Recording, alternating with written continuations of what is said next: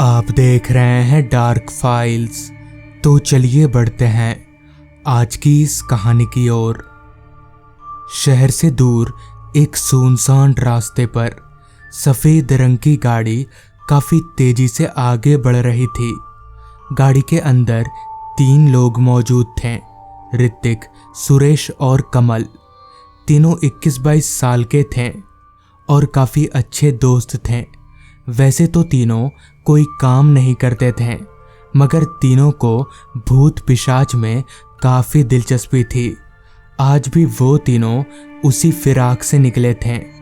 कमल को कहीं से पता चला था कि विशालगढ़ में किसी जमींदार की एक भूतिया हवेली है, जहां अब कोई इंसान नहीं रहता, सिर्फ आत्माएं रहती हैं। इसलिए वो तीनों फिलहाल विशालगढ़ की ही तरफ जा रहे थे। रात हर पल गहराती जा रही थी। ठंड का मौसम था और चारों तरफ कोहरा ही कोहरा फैला हुआ था। ऋतिक गाड़ी चला रहा था, वहीं सुरेश और कमल आपस में गप्पे लड़ा रहे थे।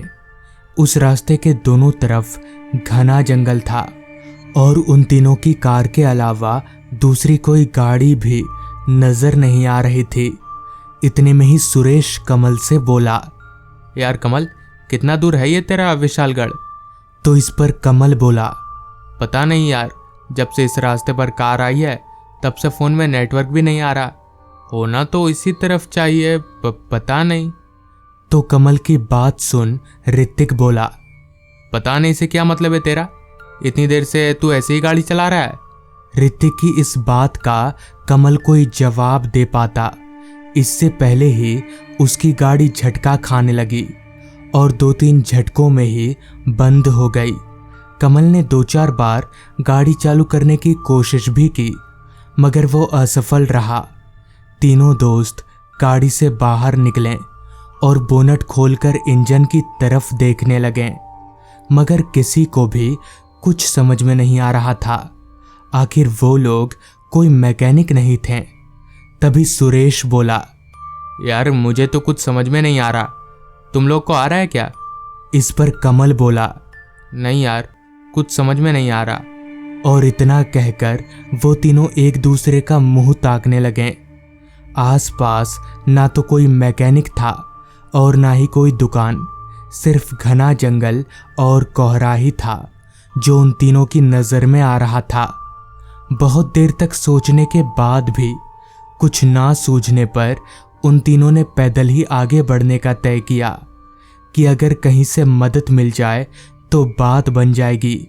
जिस वजह से वो तीनों रास्ते पर पैदल ही आगे बढ़ने लगे।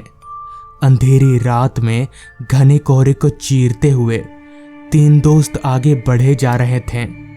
ठंड इतनी जोरदार थी कि पानी के गिरते कतरे भी बर्फ बन जाएं, ऊपर से ठंडी हवाएं। अभी वो तीनों आगे बढ़ ही रहे थे कि तभी सुरेश को रास्ते से थोड़ा हटकर जंगलों के अंदर एक बड़ा सा घर नजर आने लगा, जिस पर सुरेश उस तरफ इशारा करते हुए अपने दोस्तों से बोला, वो देखो वहाँ कोई घर है, चलो हो सकता है वहाँ कुछ मदद मिल जाए। सुरेश की बात पर वो तीनों रास्ते से अलग होकर उस बड़े से घर की तरफ जाने लगे। जैसे जैसे वो लोग उस घर की तरफ जा रहे थे, वैसे वैसे उन्हें वो घर साफ तौर पर नजर आ रहा था। वो इमारत वाकई में काफी बड़ी थी, जो किसी हवेली की तरह लग रही थी। उस हवेली के पास पहुंचकर तीनों ने देखा कि वो काफी पुरानी हवेली है। हवेली का दरवाजा आधा सड़ा हुआ था। कमल ने 2-3 बार आवाज भी लगाया, मगर अंदर से कोई जवाब नहीं आया। अंदर से कोई जवाब ना पाकर ऋतिक ने दरवाजे को जोर से धक्का दिया तो दरवाजा अपने आप ही खुल गया। शायद पहले से ही खुला हुआ होगा। ये सोचकर तीनों अंदर दाखिल हो गए। अंदर ना तो कहीं कोई लाइट जल रही थी और ना ही रोशनी का कोई माध्यम नजर आ रहा था। तीनों ने अपने मोबाइल की फ्लैशलाइट जलाई और हवेली को चारों तरफ से देखने लगे। वो हवेली की बनावट और आर्किटेक्चर से मालूम पड़ रहा था कि वो करीब 100 साल पुरानी होगी। पर उन तीनों को एक बात समझ में नहीं आ रही थी कि इतनी पुरानी और बड़ी प्रॉपर्टी ऐसे लापरवाह तरीके से क्यों पड़ी हुई है। खैर, वो तीनों हवेली में थोड़ा और अंदर की तरफ जाने लगे। तीनों ने 2-3 बार आवाज भी लगाया, पर उनकी बात का जवाब देने वाला उस हवेली में कहाँ कोई था। इधर रात हर पल गहराती जा रही थी। इतने में ही कमल बोला, लगता नहीं है कि यहाँ कोई रहता है, चलो वापस चलते हैं, यहाँ रुककर कोई फायदा नहीं है। तो इस पर सुरेश बोला, यहाँ कोई रहता नहीं है तो क्यों ना हम लोग आज रात यहीं रुक जाएं, वैसे भी गाड़ी खराब हो गई है। सुरेश की बात सुन ऋतिक बोला, हाँ, इसमें कोई बुराई नहीं है, हम लोग यहाँ रुक सकते हैं। इस पर कमल बोला, पर इस हवेली में पता नहीं है किसकी होगी, यहाँ रुकना सही रहेगा। चलो ठीक है, कोई चारा भी नहीं है, अब रुकते हैं। और वो तीनों वहां रुकने की तैयारी करने लगे। किसी कमरे में सोने से उन तीनों को वहां हॉल में सोना ही बेहतर लग रहा था। वहां एक बड़ा सा सोफा भी लगा हुआ था, पर उस सोफे की हालत ऐसी थी कि उस पर सोने से अच्छा इंसान जमीन पर सो जाए। लिहाजा उन तीनों ने वही किया और पास ही में धूल झाड़कर जमीन पर लेट गए। अब तक रात काफी हो चुकी थी, लगभग आधी रात का समय हो चुका था। लेटे लेटे ही कब उन तीनों की आंख लग गई पता ही नहीं चला। पूरे हवेली में अब सन्नाटा पसर चुका था। रात कीड़ों की आवाज के अलावा दूसरी कोई आवाज नहीं आ रही थी। मगर तभी दरवाजा खुलने की एक तेज चड़मड़ाहट की आवाज के साथ कमल की आंख खुल गई। उसने उठकर इधर उधर देखा तो वहीं पास ही में एक कमरे का दरवाजा खुला हुआ था और उस कमरे के अंदर शायद कोई लाइट जल रही थी, जिसकी रोशनी खुले हुए दरवाजे से हॉल तक आ रही थी। कमल ने अपने दोस्तों की तरफ देखा तो वो सभी सो रहे थे। लिहाजा कमल अपनी जगह से उठा और अकेले ही उस कमरे की तरफ जाने लगा। कमल चलते हुए उस कमरे के दरवाजे पर पहुंचा और जब अंदर झांका तो पाया कि एक लड़की उस कमरे में जल रही मोमबत्ती के पास बैठी हुई है। कमल को बड़ा आश्चर्य हुआ कि अचानक से ये लड़की कहाँ से आ गई। खैर, वो कमरे के अंदर दाखिल हुआ और बोला, जी माफ़ करिएगा, हम लोग बिना पूछे ऐसे अंदर आ गए। दरअसल हमारी गाड़ी खराब हो गई है तो हम लोग मदद के लिए यहाँ आए थे। कमल की बात सुन वो लड़की बोली, कोई बात नहीं, पर आप लोग इस रास्ते पर इतनी रात में कहाँ जा रहे थे? इस पर कमल ने जमींदार की भूतिया हवेली का पूरा किस्सा उस लड़की को बता दिया, जिस पर लड़की ने कोई जवाब नहीं दिया।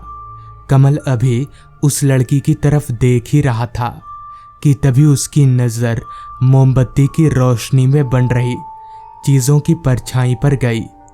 टेबल समेत दीवार पर सभी चीजों की परछाई बन रही थी, मगर उस लड़की की नहीं।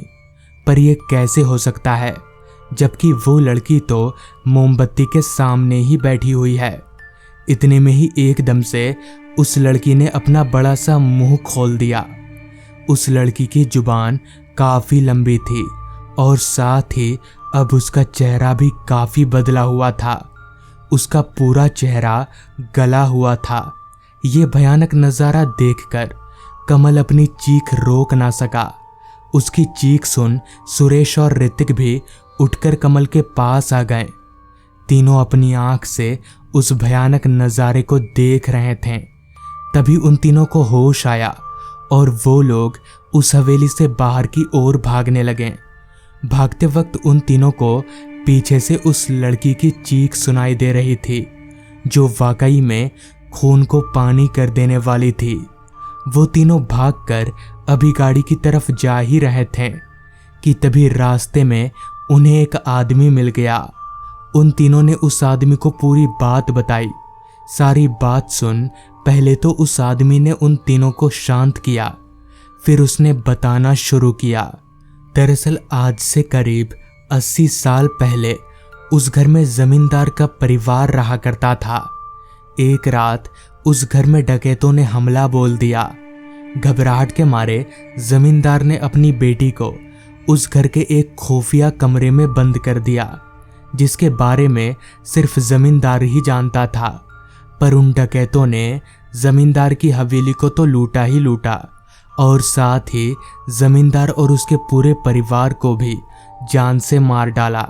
और वो लड़की उसी खुफिया कमरे में दम घुटने के कारण मर गई। तब से उसकी आत्मा उसी हवेली में भटकती रहती है। साथ ही उन तीनों दोस्तों को ये भी पता चला कि वो विशालगढ़ गांव था और वो वही हवेली थी जहां वो लोग भूत ढूंढने जा रहे थे। तो दोस्तों, ये थी आज की कहानी। अगर आपको ये कहानी पसंद आई हो तो चैनल को ज़रूर सब्सक्राइब कर लें। तो मैं आपका दोस्त आर्यन जल्द ही मिलूँगा आपसे ऐसी ही एक कहानी के साथ।